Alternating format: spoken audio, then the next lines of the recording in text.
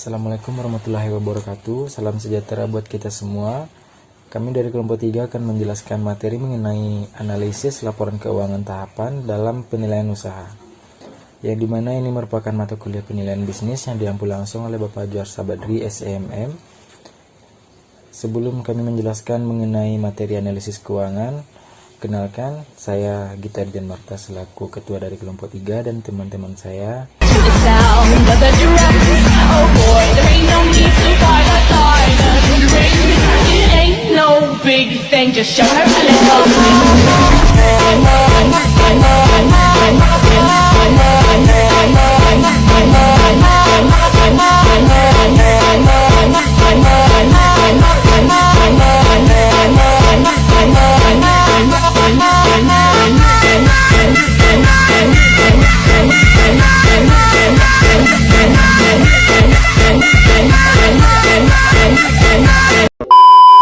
Analisis akuntansi dan penyesuaian laporan.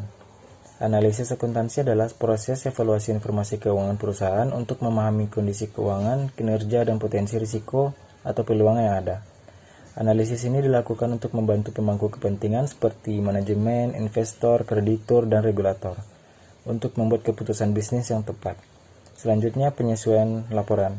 Penyesuaian laporan adalah proses yang dilakukan untuk memastikan bahwa transaksi keuangan yang dicatat dalam laporan keuangan sesuai dengan prinsip akuntansi yang berlaku, seperti basis akrual. Tujuannya adalah untuk memperbaiki atau menyesuaikan akun-akun tertentu agar laporan keuangan menggambarkan kondisi keuangan yang sebenarnya pada akhir periode akuntansi. Selanjutnya, langkah-langkah. Yang pertama, memahami struktur laporan keuangan yang meliputi laporan laba rugi, income statement, laporan posisi keuangan, balance sheet, laporan arus kas, cash and flow statement, laporan perubahan ekuitas. Yang kedua, mengidentifikasi prinsip akuntansi yang digunakan. Yang ketiga, mengevaluasi kualitas pengungkapan informasi. Yang keempat, melakukan penyesuaian akuntansi atau accounting adjustment, meliputi penyesuaian depresiasi dan amortisasi, penyesuaian persediaan, penyesuaian piutang tak tertagih, penyesuaian pengakuan pendapatan dan beban, penyesuaian aset dan liabilitas kontingensi. Yang kelima, melakukan reklasifikasi.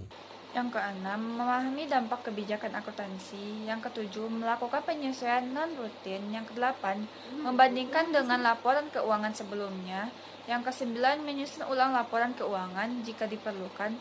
Dan yang kesepuluh, kesimpulan akhir. Selanjutnya, ada analisis rasio keuangan.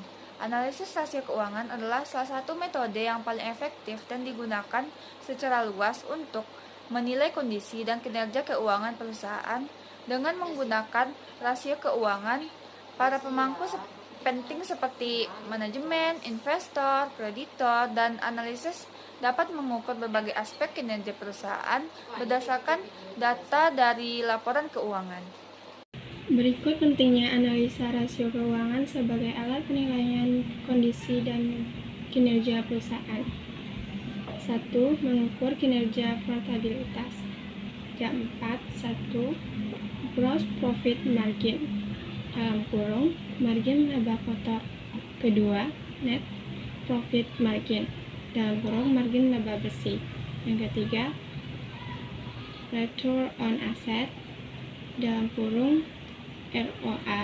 Yang keempat, return on equity (ROE). Yang kedua, evaluasi likuiditas perusahaan. Ada dua. Yang pertama, quick ratio (rasio lancar). Yang kedua, quick ratio (rasio cepat). 3. Menilai solvabilitas dan stabilitas keuangan. Ada dua, yaitu 1. Debit to equity ratio (rasio utang terhadap ekuitas). 2. Debit to asset ratio (rasio utang terhadap aset). 4. Menganalisa efisiensi operasional. Ada 3. Inventory turnover (perputaran persediaan). Yang kedua, receivable turnover (perputaran piutang). Yang ketiga, total asset turnover (perputaran aset). 5. mengukur resiko keuangan dan leverage. Ada dua, satu times interest return dalam kurung TIE rasio. Yang kedua, debit rasio. 6. Mengendalikan kinerja dengan mixed market industri. 7.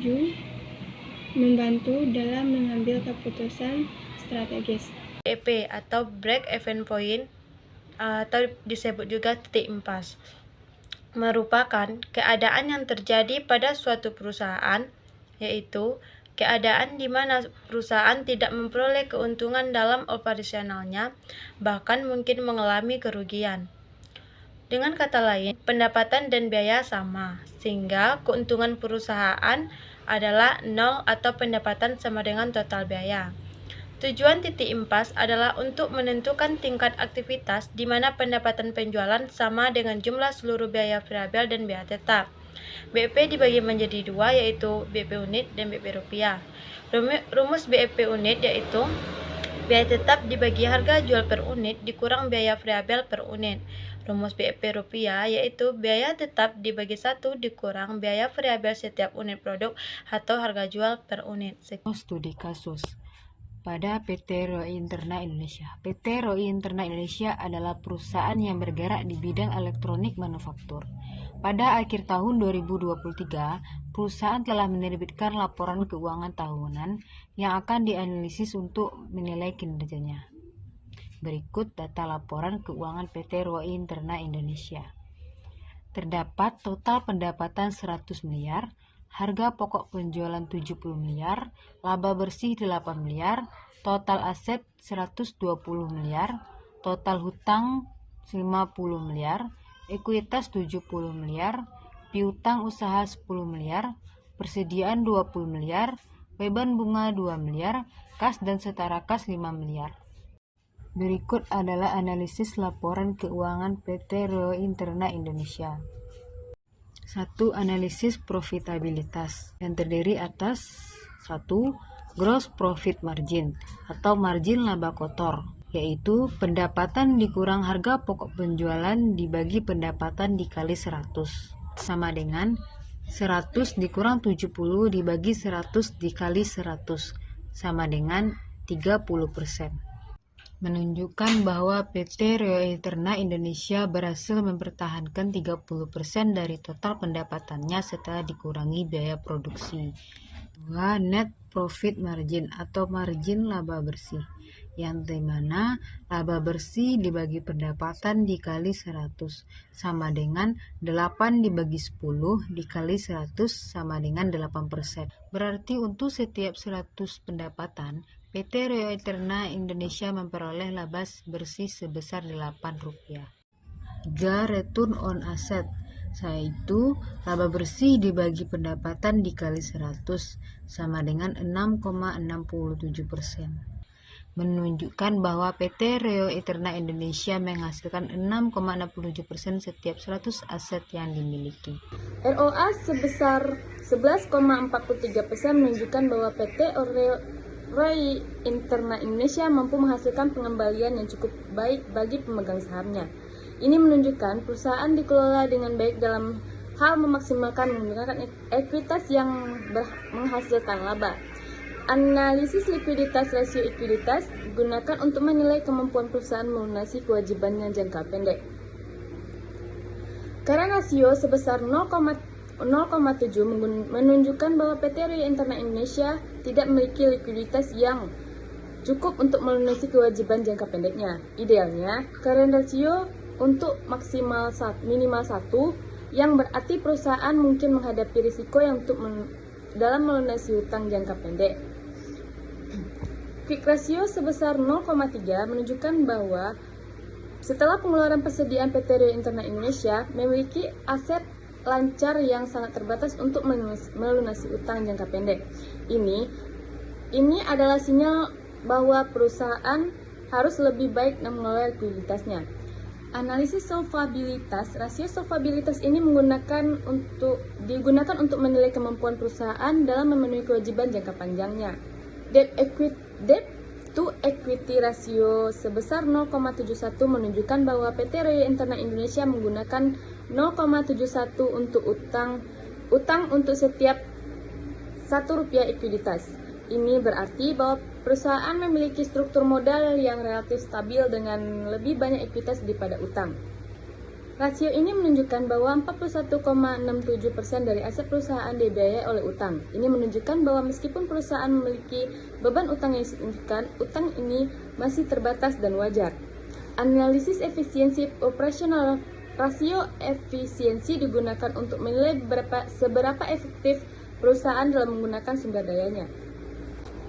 Selanjutnya, inventory turnover sebesar 3,5 menunjukkan bahwa persediaan PT Roy Internet Indonesia terjual sebanyak 3,5 kali dalam setahun. Rasio ini cukup baik, menunjukkan bahwa manajemen persediaan cukup efisien.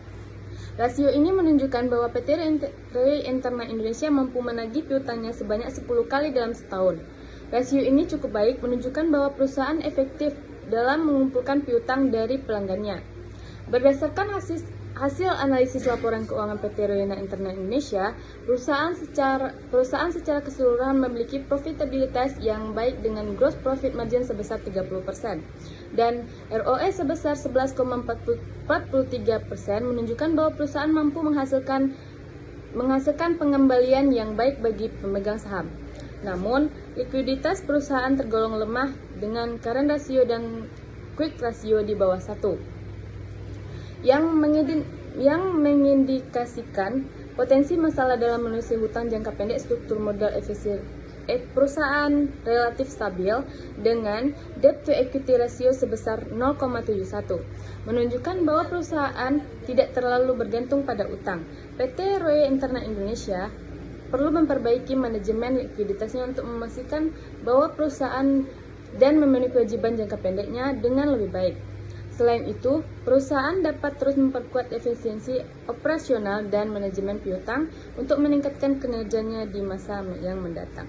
Berdasarkan hasil analisis laporan keuangan PT Roy Internet Indonesia, perusahaan secara keseluruhan memiliki probabilitas yang baik dengan gross profit margin sebesar 30% dan ROE sebesar 11,43%, menunjukkan perusahaan mampu menghasilkan pengembalian yang baik bagi pemegang saham.